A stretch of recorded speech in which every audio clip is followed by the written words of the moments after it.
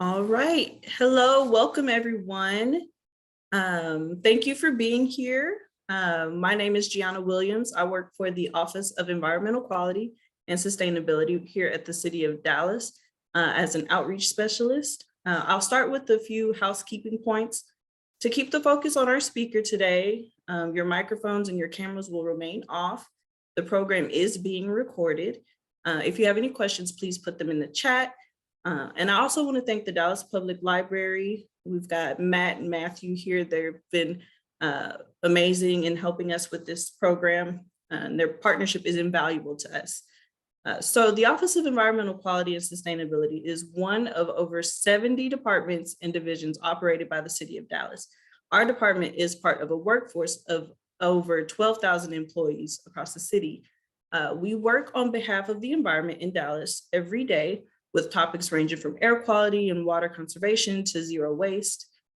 So with that said, I'll go ahead and talk about today's program, snakes. So personally, I love all types of scaled creatures. I love lizards, turtles, tortoises, and of course our snakes that we're talking about today.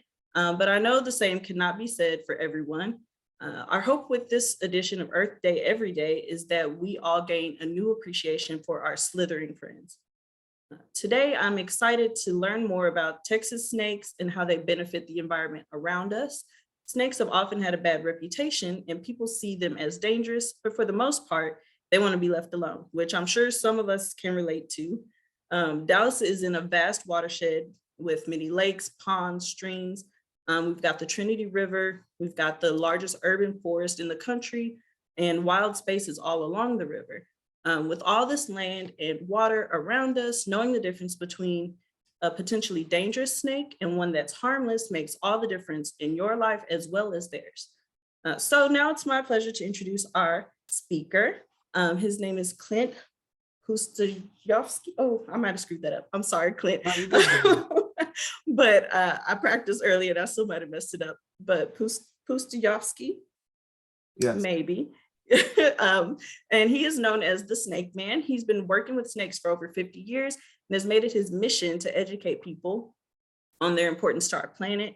Since obtaining his bachelor's degree in communications, he's also authored multiple snake identification guides and hosted numerous training and educational sessions to increase awareness of the creatures that have often gotten a bad rap. So with that said, Clint, it is all yours. Well, thank you, everyone, and I'm glad to do this. Let's go ahead and get started. You see my name up there. It's Clint Pustojovsky, and like she said, I've been studying snakes most of my life. I probably had my first snake when I was about 6 years old as a pet. It was an Eastern hognose. You'll see some photos of those in a few minutes. So we're going to go over three basic things. We're going to kind of learn how to ID snakes. What do you do when you see them? We're going to go over the benefits of snakes, and we're going to go over what do you do in the unfortunate case of being bit by a snake. And being in the Dallas area, which I'm going to guess most of you are, it depends. It's different for everybody. So we'll talk about that when we get to it. Let's see, got to push buttons here. And I'm not getting anything. Okay, how do I get my thing to advance?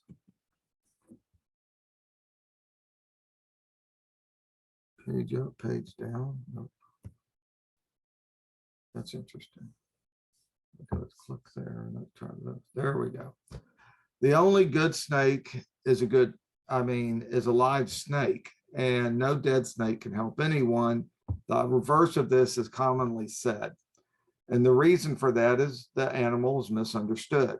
By far, up there with sharks and a few others that are probably the most misunderstood animal on the planet. They're beneficial to us in so many ways. I literally could do this hour talk on this one slide and never go to another one, but I'm not going to do that to you. But I will give you some of the highlights. And that is, when you think about a snake that can put you in the hospital, that's going to be one of our venomous snakes. We have 4 types in the US. Well, when you look at that, one of them is called a copperhead. We'll talk about that more in detail. But the copperhead provides a venom that kills breast cancer cells in us humans. Pretty cool stuff. You also have the animal that can, the snake, and its venom that can regenerate damaged heart tissue in humans and in other animals. These are amazing things. And of course, we all know what rodent control is. We probably like the cute little beady-eyed rodents like the mice and the rats and the squirrels and so forth. But snakes keep them at bay for us. Where they're overrun, that means there's not enough snakes working because people see them not as a good snake, they see them as a bad snake. So let's move on. We kind of want to use venomous opposed to poisonous, and there's a reason for that. If it bites you, it's venomous. If you bite it, i.e. food poisoning, breathing different poisons, that's poisonous. So it kind of depends on what you're looking at. But we want to use today's topic on snakes will be venomous and non-venomous. This is an example. This was up in North Texas, actually, in Little Elm. This is a example of forced perspective. What happens when people put something in front of them and take the photo. You see this with snakes. I'll see snakes on a crane, and the picture is 1 foot from the snake and the crane's in the background, and the snake looks 30 feet long. Well, here's an example of about an 18-inch cottonmouth that this young man is literally hooking, and I asked him to look at me and put the stick out in front of him. I took the photo and passed my phone around the room to show people exactly how forced perspective happens and how easy it is to lie about these animals. So I don't use myth as much as some people. I like to use the word lie because today we have ways of learning everything. So let's call it what it is. This is me. That's me a few years back. These were 3 wild caught hognose snakes, eastern hognose, literally my favorite species. They're harmless, so it gives you an idea of what you can do if something's harmless. You know, if you know what you're looking at, you can do something that you wouldn't be able to do if you didn't know that. That's why snake identification is so important to everyone around us. So we're taught these things pretty much when we're young, and I hear adults saying it at my presentations and displays and festivals and things that I do. And that is, if a snake has a triangular head, it's venomous. If it has elliptical eyes, it's venomous. Heat sensing pits, those are little holes right here between its eye and its nose on the pit vipers. Baby venomous snakes are way more dangerous than their adult parent. Red and yellow kill a fellow, and red and black friend of Jack. We're taught these things. But when you look at it, triangular head in no way whatsoever determines if a snake is venomous or not. That would be called a lie. Elliptical eyes, totally, we have elliptical eyed snakes in Texas that are non-venomous. We literally have pet snakes. If any of you know with somebody with a ball python or one of those animals as a pet, that is literally an elliptical eye animal. They're harmless, non-venomous. So you have to put things into perspective and learn how to identify each individual snake. Baby venomous snakes. If you're going to get bit by a venomous snake, I hope for your fortune and your good luck, it's a baby. We'll start having babies probably in July, August, September, and November. I mean, up to November. And so the babies are born live. All pit vipers have live birth, along with a lot of our Nerodia, which we call water snakes. Those will be having litters in fall, and then the eggs will be hatching in fall as well.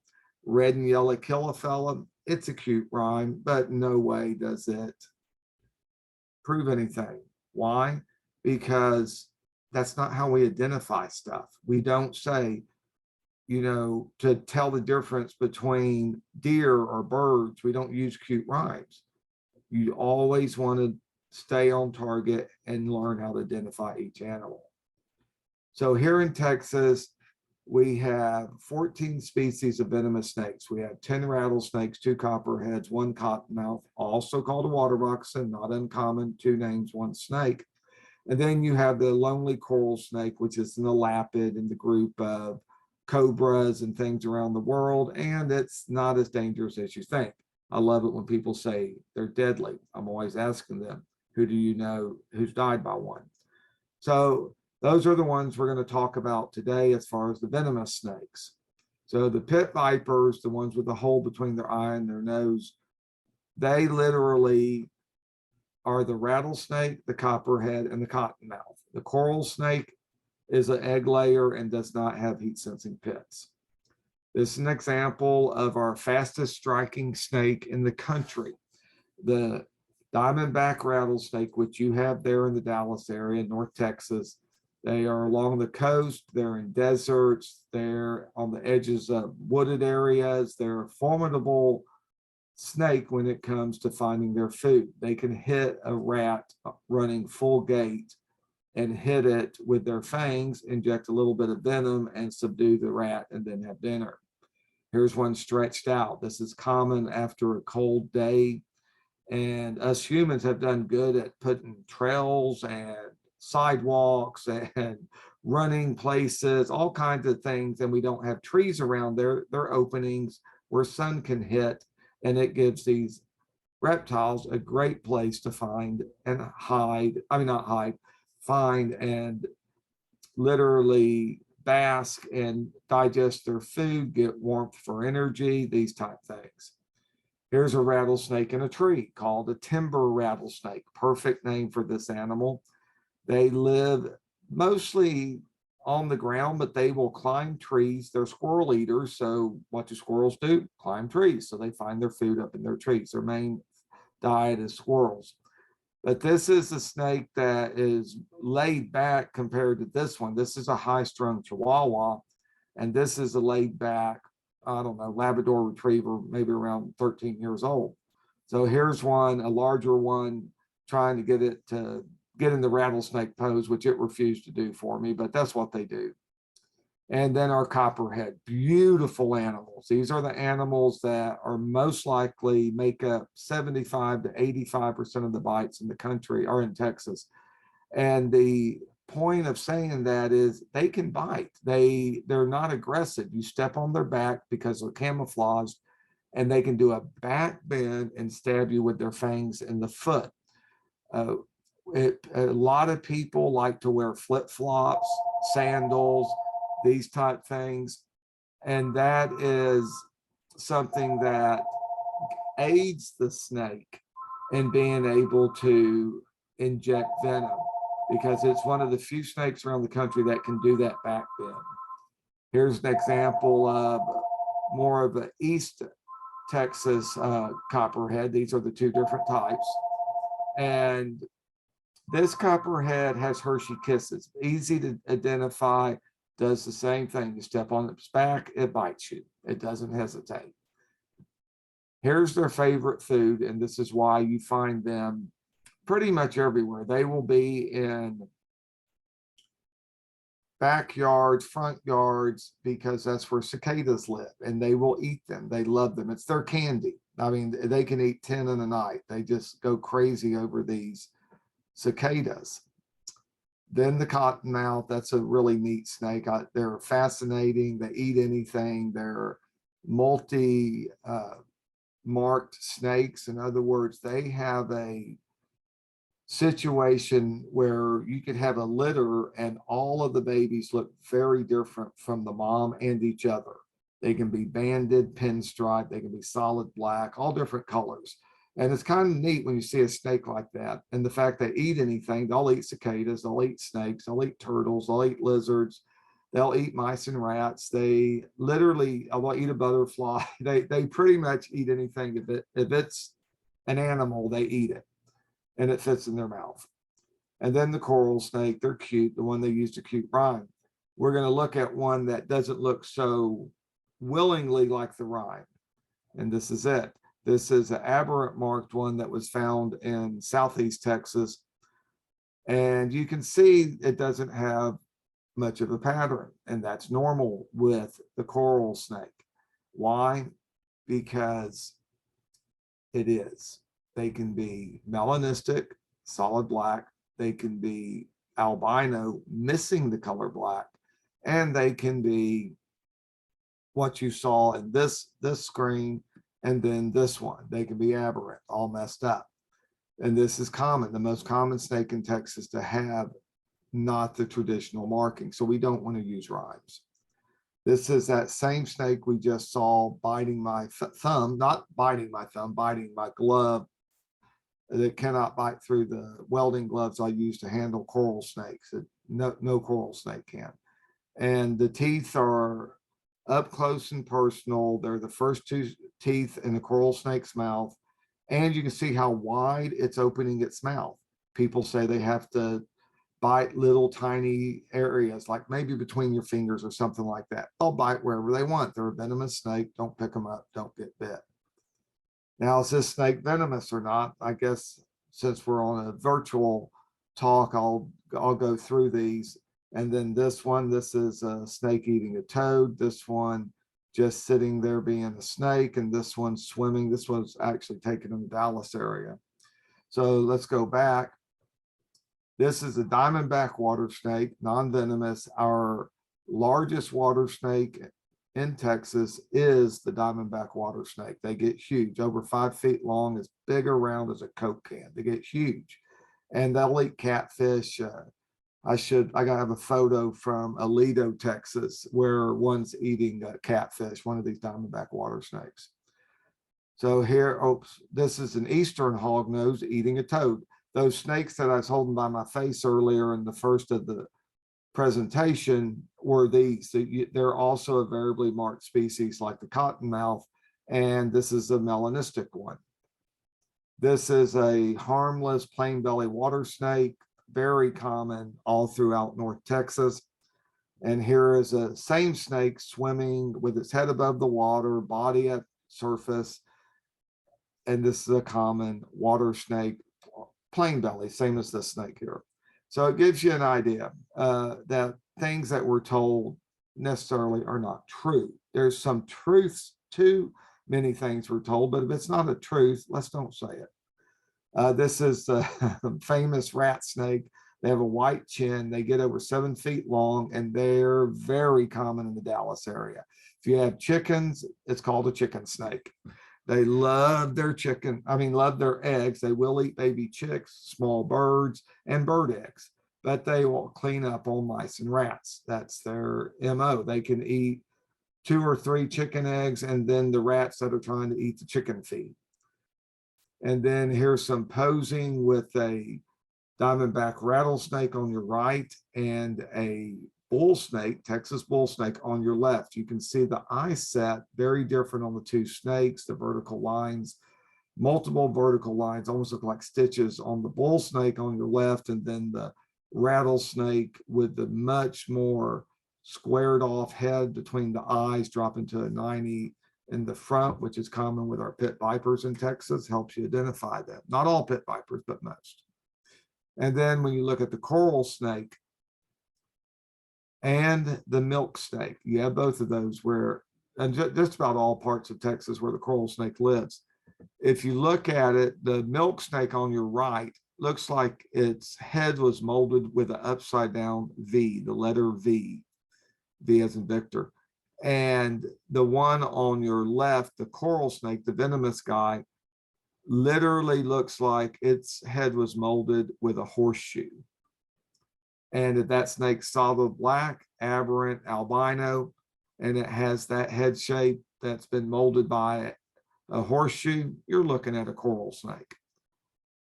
Eyes that are not so elliptical. This is a rattlesnake in Arizona, and it had backed into a cave. It looks like we used a macro lens right on it, but it was actually a telephoto lens. This is not my photo, but great example of how pupils dilate, whether they're yours or the snake's, they dilate. Here's an example of the cottonmouth and a common water snake. There on the, let's see if my cursor works. Here you see the ridge going along the top of the edge of the cottonmouth. You see between its eyes, it has a hood over the eye right there, going across, making this kind of a triangle, going right there, and then dropping off right here to a 90. That's what I was talking about earlier on that rattlesnake. You have that 90-degree drop right here. Now, the water snake, their eyes set up high, they can see great. It can be murky water or sandy water, and they'll see tadpoles and minnows and they'll go catch them. Cottonmouths will never catch a fish in the water. They can't. They don't have the ability to. Then it has the vertical lines on the mouth. Very easy to see when you see them side by side. Now, do you see them side by side in the wild? Pretty much not. And that is because the cottonmouth here will eat the water snake. They're good at that. Here's another example. This is a broad-banded water snake, big eye, helps them see, and the vertical lines on the mouth. Cottonmouth, not so much. See, these cottonmouths have this raccoon ridge going along here as well. The visor over the eye. They have small eyes also. Here's their MO. These guys just sit there with their mouth open. When I was a kid, my grandpa, let's see, my dad, some scout masters, people I went hunting and fishing with, they literally would tell me how cottonmouths would chase them. And I go, why, when I see them, they sit there with their mouth open, wagging their tail. And they never chase me. They always try to get away from me. Well, you're not seeing a cottonmouth. Well, today, I probably won't talk about bite statistics when I get to bites, but I'm going to say it now. 75% of our bites come or more come from copperheads. 3 to 4% come from cottonmouths. They make up very few bites. They are not aggressive. And when I was a youngster, I couldn't prove they were not aggressive. I didn't have statistics. Today, we have the statistics. Here's another example, just a different look of brown, black one. You can see the different markings, the different look of the snake.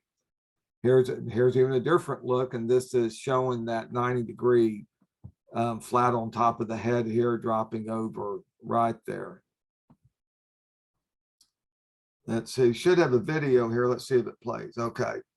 This is a few different cottonmouths being videoed, being antagonized with the camera, and the camera's in its face, and it finally strikes. I didn't say they don't bite. If you mess with them, they will. You mess with them enough, then you get this one over here. You can see its head right there in the center of the screen. That is the camouflage, and there's that wagging of the tail I was telling you about. They literally wag their tail or rattle their tail. They don't have a rattle, but they rattle their tail more than rattlesnakes, which I find them easily. And when I say that, when I'm snake hunting, that's my hobby. I like to go snake hunting. Next week, I'll be going to El Paso, Fort Stockton, and Breckenridge on talks like this one. And the whole time that I'm not doing the talks, I'll be snake hunting. So it's a lot of fun. But these snakes literally vibrate their tails in leaves, sometimes water, little sticks, and I'll hear them, then I can find the snake. So I'll hear them usually before I see them because they are so well camouflaged. So when you look at some of these pit vipers, if you see a baby snake, when I'm talking a baby, I'm talking 4 to 7 inches long, a baby, a little baby snake, a newborn. They will have a yellowish, greenish, whitish tip tail. So those 3 colors all mixed together many times. Yellowish, greenish, white tip tail. And that is a lure. They wiggle it up in the air and animals will come to it, sometimes little rodents, sometimes lizards, and that's their diet. Then they eat it. And here's a cottonmouth, same thing. That's a really bright yellow one. That's a good one to show as an example. This will sometimes happen on rattlesnakes. You notice this rattlesnake, the little button here, that means this snake has not even shed its first shed. So it has not grown anything that can make a sound yet, but this rattlesnake here is only about 7 inches long. It's in a little petri dish. So it kind of gives you an idea of how small a snake is, but can look big. Here's some statistics. These are from several years back, but they don't change year for year, just like snakes don't change year to year. When you look at March, where we are right now, March and April, the things start moving. It's called spring emergence. This is when the reptiles start coming out of hibernation. They're looking for food. They're looking for a girlfriend or a boyfriend. They're looking for life. They're getting out and they're moving. And this will go on for about 2.5, 3 months. Snakes are not, they don't travel in pairs. They're not communal animals. They're solitary animals, except, I have no idea what happened just then. Well, except with when it's mating season, which we're in right now. We're in the beginning of mating season.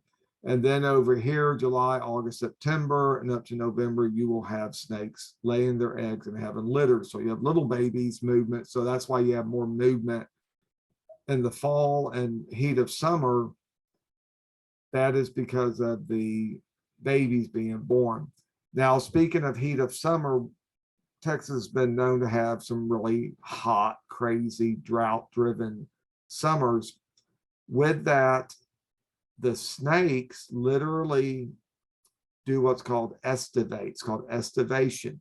And it's just like hibernation. They go into a dormant state, slow down their heart rate when it's too hot. That's why when it's really hot in July and August and September in Texas, you do not see snakes very much. You'll see water snakes because why? They have the water to cool off their bodies. So here's a continue of some cottonmouth mimics and snakes in general. Big, big eyes. This is a non-venomous snake. Those big eyes tell you that immediately. You see that 10 feet away. These stripes on the mouth, I call them like stitches lines. They literally are the indicator of a harmless animal. Now, I didn't say a water snake won't bite you. They will. They're not friendly. They're just wild animals, but they have every right to live like other wild animals. Here's a great example of a triangle head. Look at this jawbone from over there to over here. This is a friend of mine took this over 6 feet long, 5.5, 6 feet. It wasn't over 6. It was over 5 foot long, diamondback water snake, harmless animal. You can tell by the vertical lines and the big eyes, but this was a huge snake, and it kills that myth about the triangular head. Here's a Eastern hognose. How you can see how different the two look. You know, these two look very different. They literally flatten their head like a cobra, and that is one of the ways you know it's harmless, because we don't have cobras in the US. Could someone's escaped king cobra get loose? Yeah, it's happened a couple times. Most likely not. These have a pointed hook nose, look like a hog nose. You can always text me your photos and I can ID snakes for you. And you can go to all kinds. There's Northeast Texas Snake ID. There's a lot of great ways to learn how to ID snakes. And the guides I've written, I have North Texas guides. You might see them in an HEB or a Texas Parks gift shop. Those kind of places have these snakes in them, and it's a great way to identify what's around you. Here is a snake, and you can see it has 3 lines. Here's the outside line, the top line, and the inside line. So this snake has 3 lines. This is a 3-line snake going from head to tail.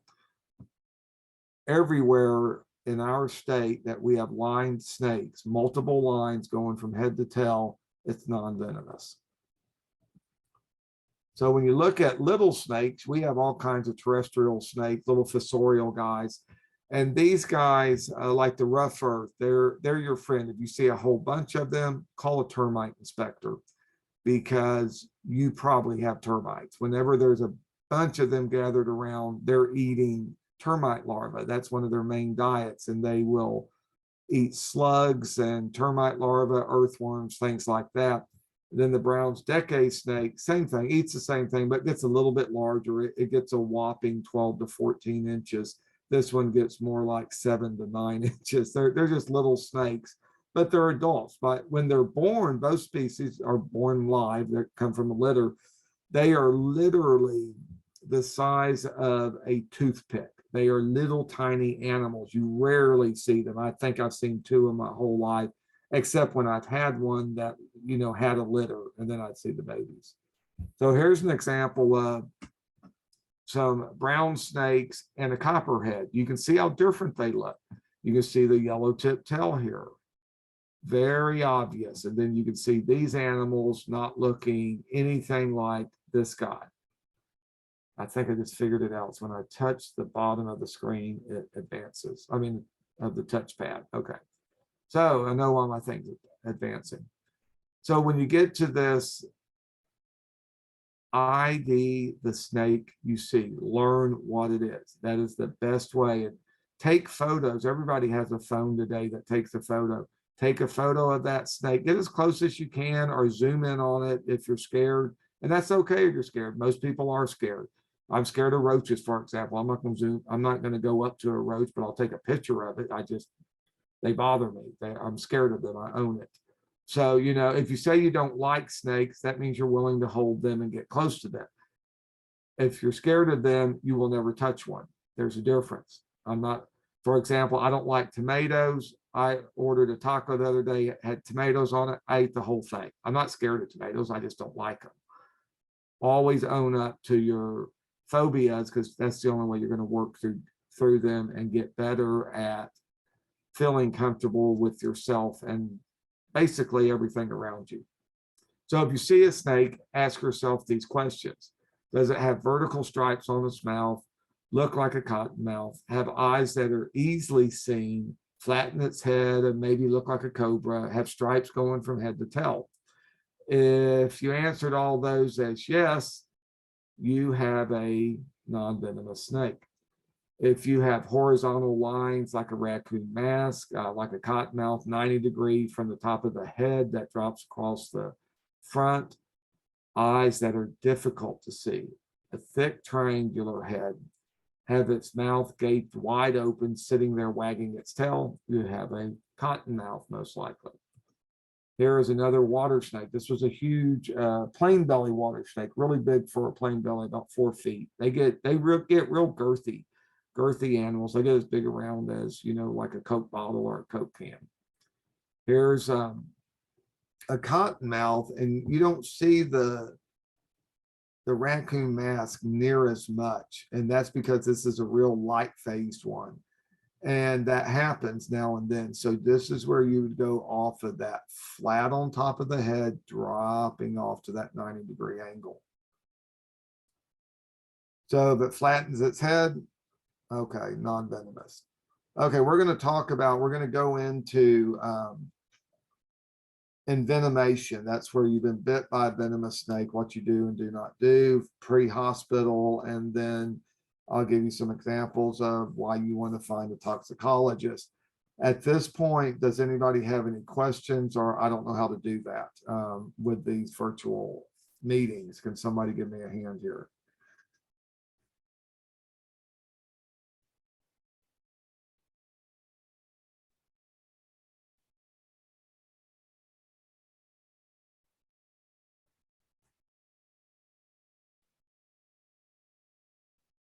Okay, I'm going to go on to the envenomation. This is a Western diamondback rattlesnake bite. You can see the damage to the skin. These are really painful bites. Most people that have had sciatica, pinched nerves, kidney stones, women that have had natural childbirth, these type things, nothing compared to a snake bite is what I've been told. I've never been bit by a venomous snake. I hope I'm not, but I know I could be today or anytime because I work with them. So here is a friend of mine, well, his hand. Mel was bit by a Northern Pacific rattlesnake, hence Northern Pacific, not here in Texas. But it gives you an example of a bad bite and what can happen. You can see how bad things got, and they got bad quickly. They put these time marks on his hand when he first got bit. You don't need that. A real snake bite specialist is never going to want that. A lot of people claim to be snake bite specialists, but they're not. And this gives you an idea of how painful it can be. We expected him to die. He had 68 vials of antivenom.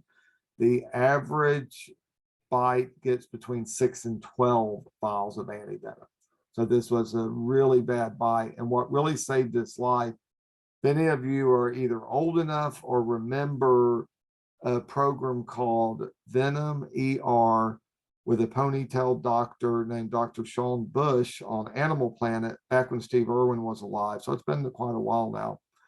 The snake doctor, Sean Bush, is an expert. And that was Sean. I mean, Mel had gone to 3 different doctors, and each one, I think they wanted to get rid of him because they didn't know what to do.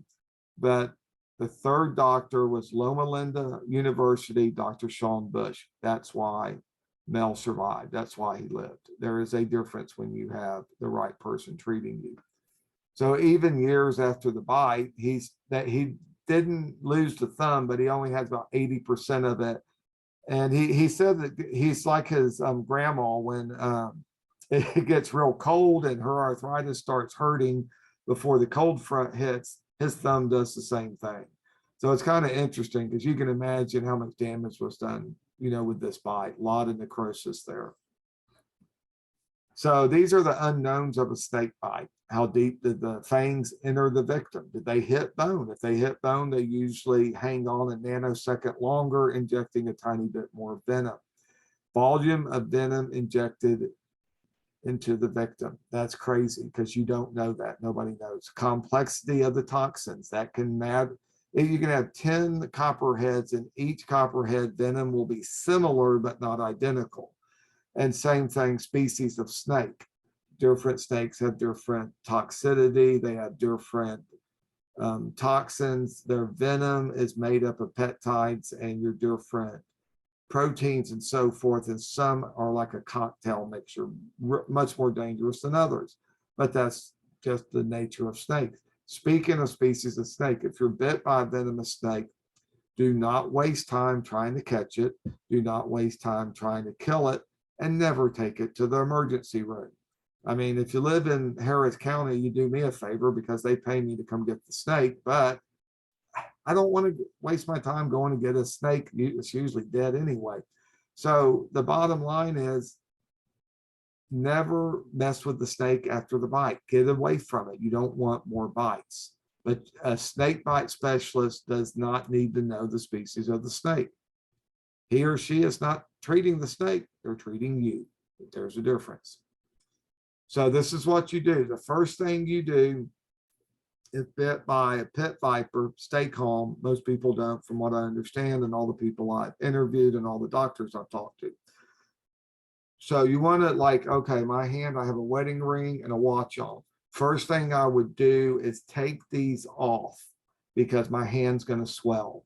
Then the next thing I'd want to do is get my hand way up in the air, like I'm trying to get the teacher's attention, and leave it there, not let it come down until I'm at the hospital.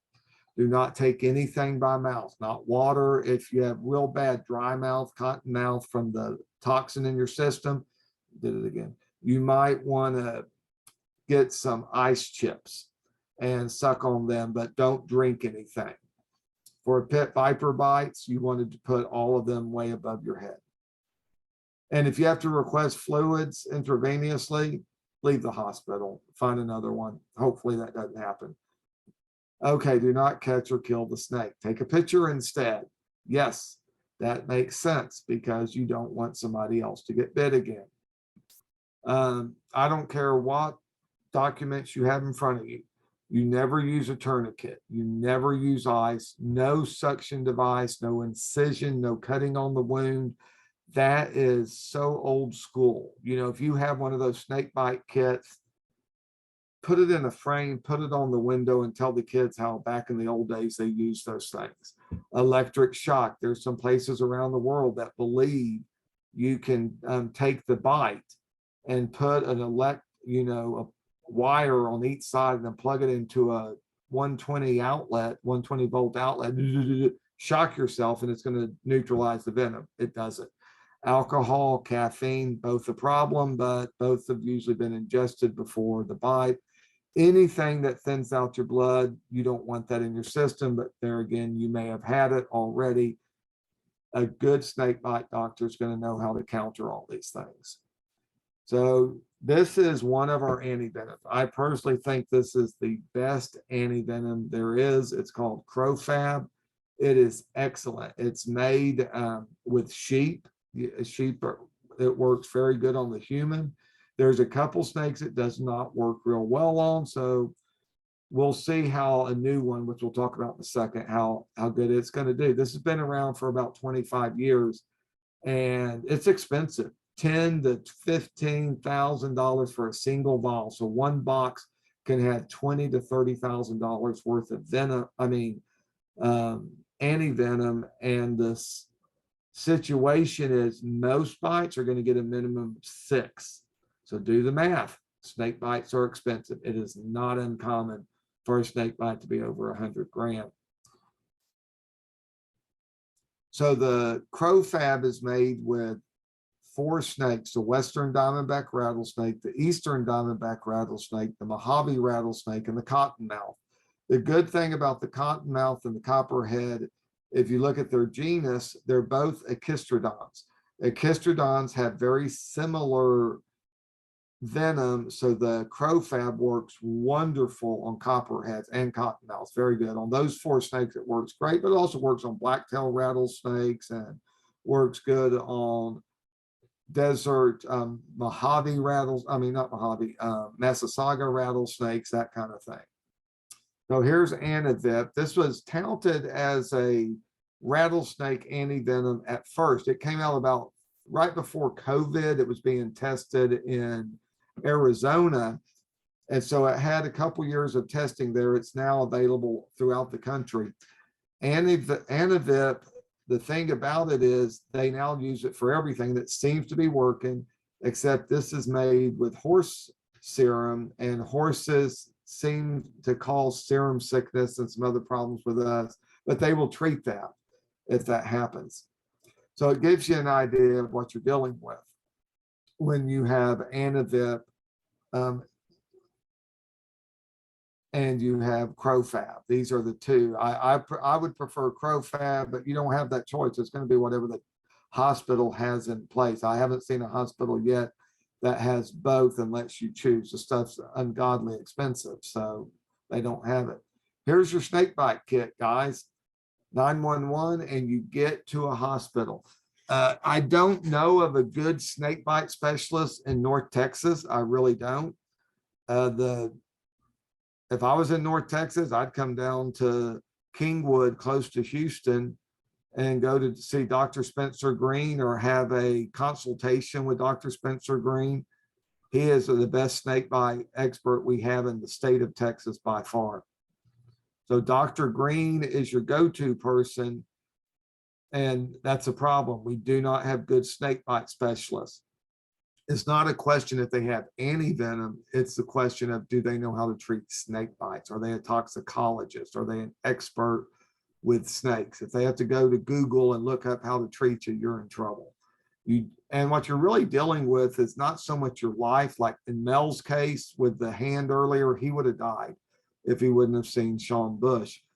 But with us, we're talking digits, maybe our hand, our arm, a foot, a toe. If you're not treated properly, you could lose it.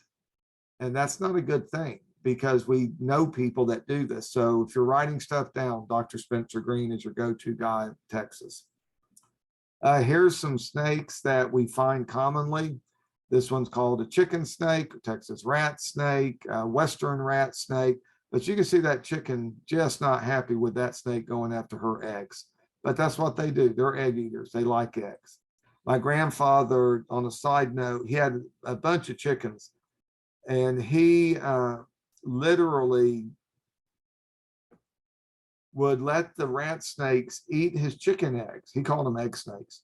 Eat his chicken eggs because he didn't have any problems with rats or mice on his farm.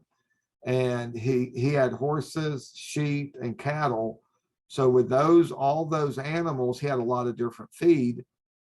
And the snake was keeping the rats and mice at bay. So he felt he was paying the snake with chicken eggs. So he made money with the eggs. He paid the snakes with eggs. Here's that famous chin of the rat snake. Gives you an idea. They're easy to identify. If you look at this ridge going down its belly, this is how they climb anything, and they get in your chicken coops, your attics, all those they can get wherever they want. They're just climbers, great climbers. Here's one climbing in a rail of a sliding door, holding on to the brick. They just climb. They can climb whatever they want. They're very good at it. Eastern hognose. A lot of people, when I was growing up, called them spreading adders, but they're not an adder at all. They're just a harmless little snake. And here's some different looks. You can see how orange this one is, how plain this one is. And here are the common water snakes. You know, those will always be the common snake on calls.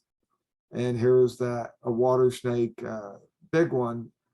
You can see the vertical lines, you know, immediately you're looking at a non-venomous snake. This is a cool photo of a speckled king snake eating a copperhead. You can tell by the yellow tip tail.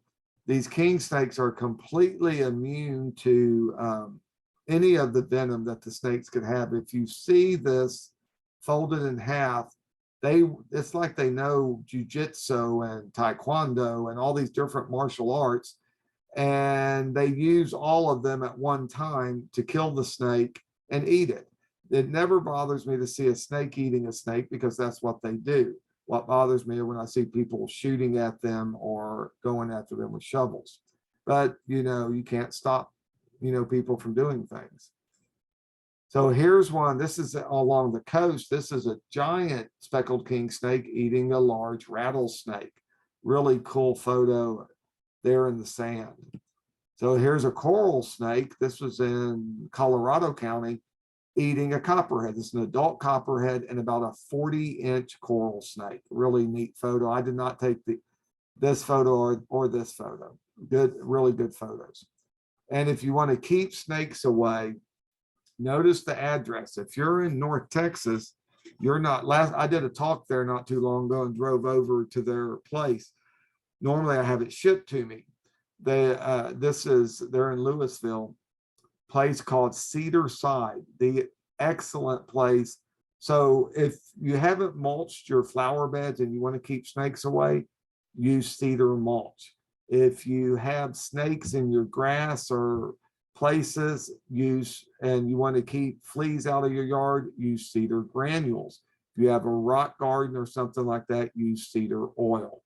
There's great stuff, this stuff, and I get no benefit, no bonus, no discount, nothing when I recommend them, but they have the best quality stuff that I have found. If you find something better, please let me know. I'd be interested to know. And hit me with your best shot.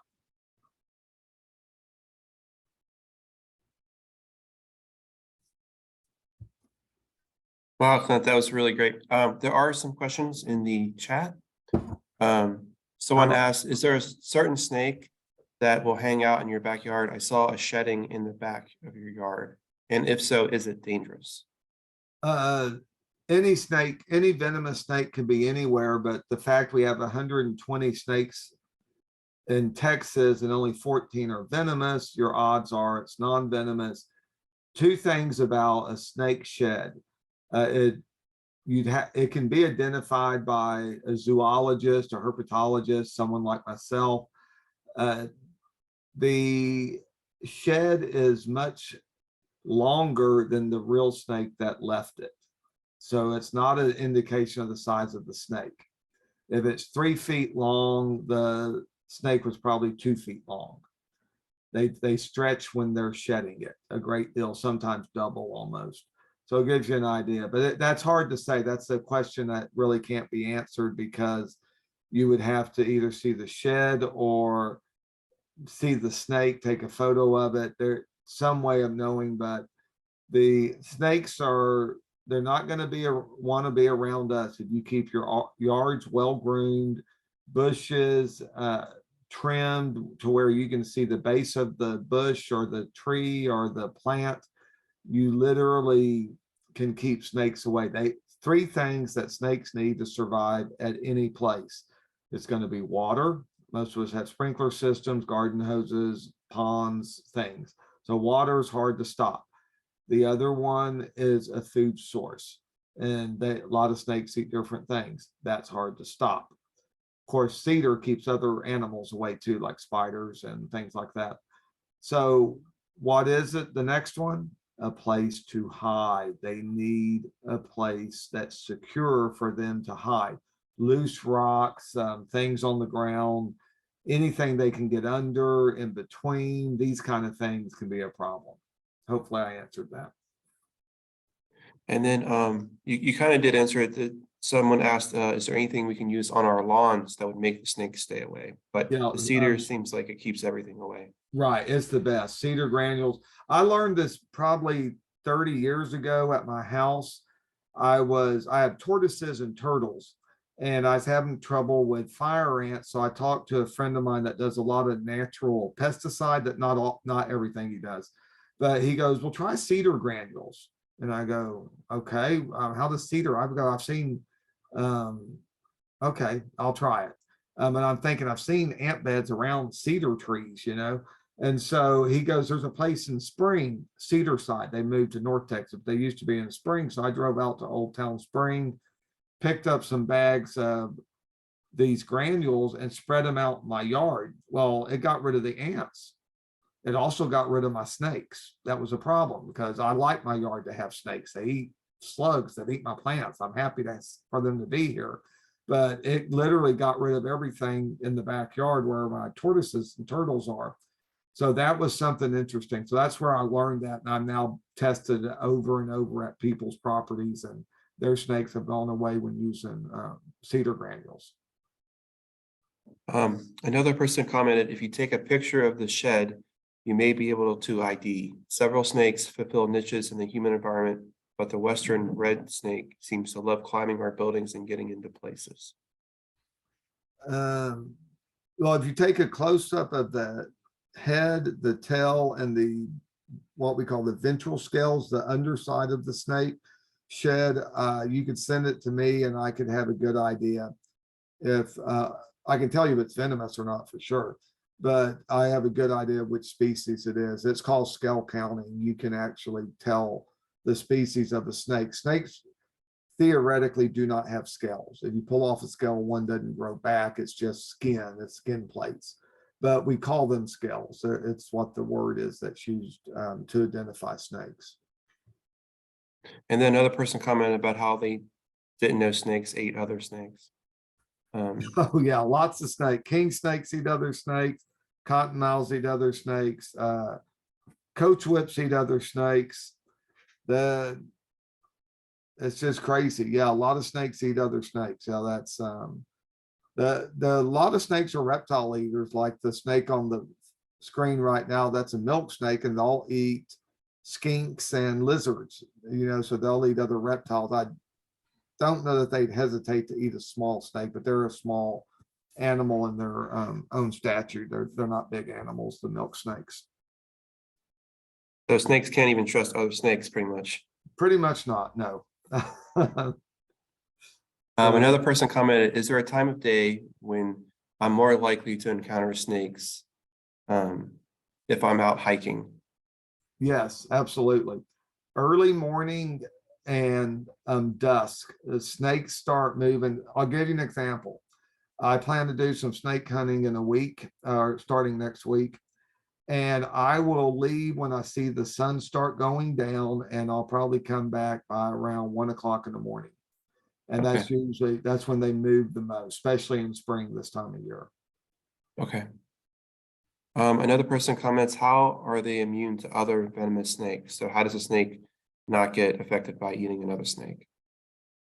On cottonmouths, I'm not really sure how they're immune. The speckled king snake, the one you saw eating the copperhead, they are, I've seen rattlesnakes just sink their fangs into the speckled king snake in the wild, and the rattlesnake just held on as it's being constricted to death by the speckled king snake. The speckled king snake eats the rattlesnake. I captured the speckled king snake because I wanted to see if it had any ill effects from all the venom, because that was a lot of venom.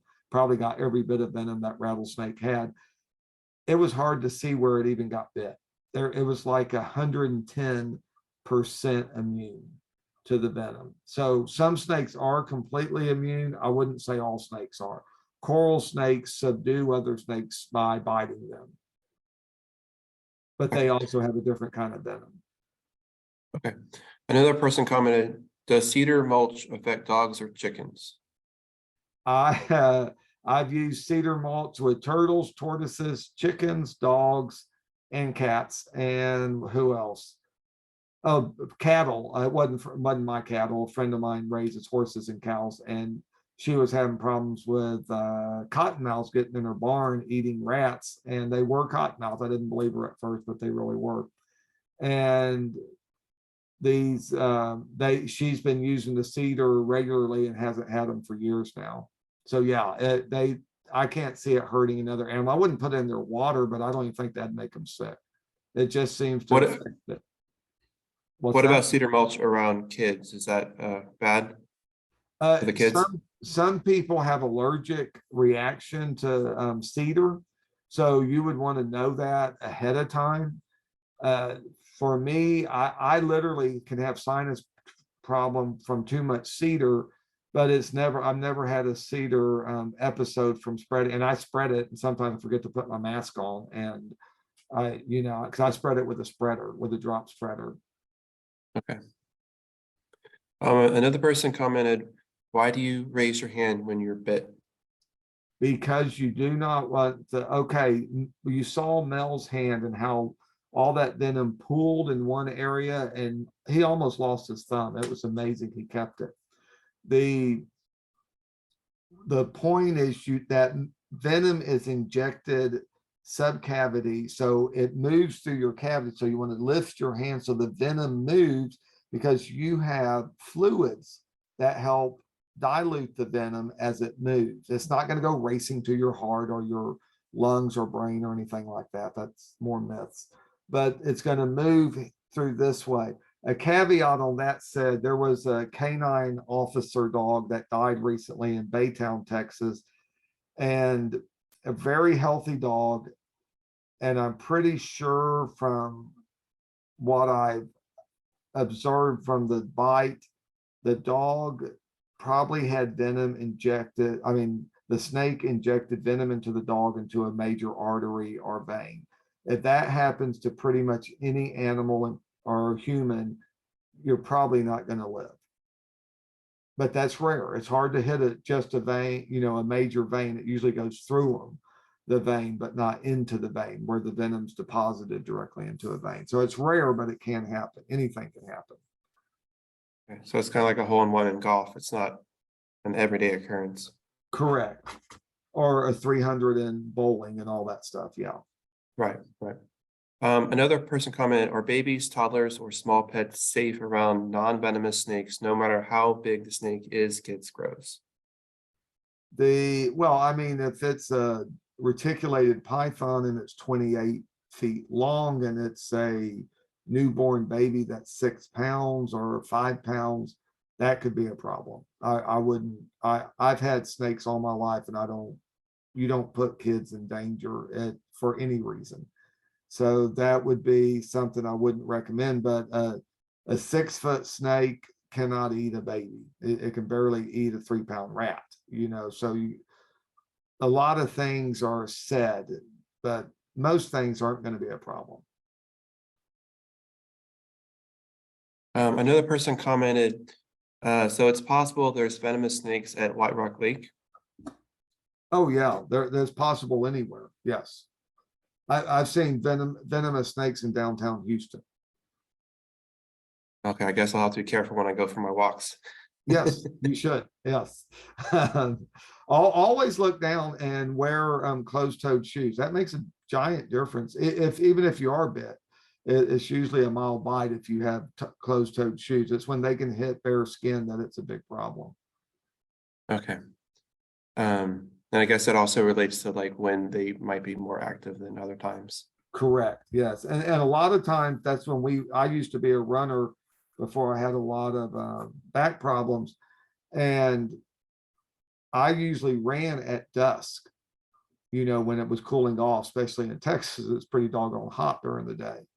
And so I would usually run in the evenings, and I would see snakes now and then, sometimes non-venomous, sometimes venomous. It just depends. But everyone can learn how to ID snakes. I always recommend learning to identify the venomous snakes first. There's only a handful of those. Learn them inside and out, every way they can look, every different possibility. And once you know that, it doesn't matter. And I can give you examples. When my wife and I travel around the country, I can remember being where we were in Virginia, and I saw a snake. I take back roads. I try to go the direction I need to go, but I don't go on the freeways because the back roads are where the snakes are going to be. And we're going through a national park area, and I see a snake on the road. I knew what it was. I jumped out. Always park to the side. Put your flashers on. I wear an orange vest when I'm snake hunting. And so I pick up the snake, and it doesn't bite me. And I knew there was a good chance it would. It's non-venomous. I knew exactly what I was looking at. And I asked my wife, I go, do you know what this is? And she goes, I've never seen anything like it. And I go, what would you say it would be, just guessing? She goes, well, it's got the shape of like a speckled king snake. I go, you just nailed it. It's a black king snake. They could even breed together. They're so closely related. So once you learn your snakes, you know that. My wife she couldn't tell the difference between a hognose and a cobra when I met her.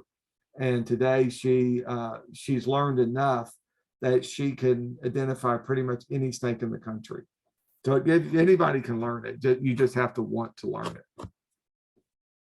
The last question here is about, what if you get bit on your leg? Well, it's hard to put your leg above your head and walk on one foot. You're going to have to lay down. When you're being transported, it is always best that somebody else drives. So you want to lay down and get that foot up in the air. Same thing. Get it above the heart. That's your goal. Okay, gotcha. Above the heart. I think that's all the questions we have. Thank you so much, Clint. Like, there was so much good information in here, and I can't wait to see some of our slithering little neighbors out there. Okay, yeah, please. And I guess, please don't call me and bother me. I guess I can block people, but let me give you my cell phone number, because the number on my screen here is not my cell phone, it's a landline. That way you can text me a photo that you see, and then you'll become more knowledgeable and I can quickly answer it. Or if you can't find out what you saw, text it to me and I'll tell you what it is. But the phone number is 713-253-3787. And maybe we can put that in the chat too. Yeah, that'd be. What was the number again, Clint? 713 253-3787.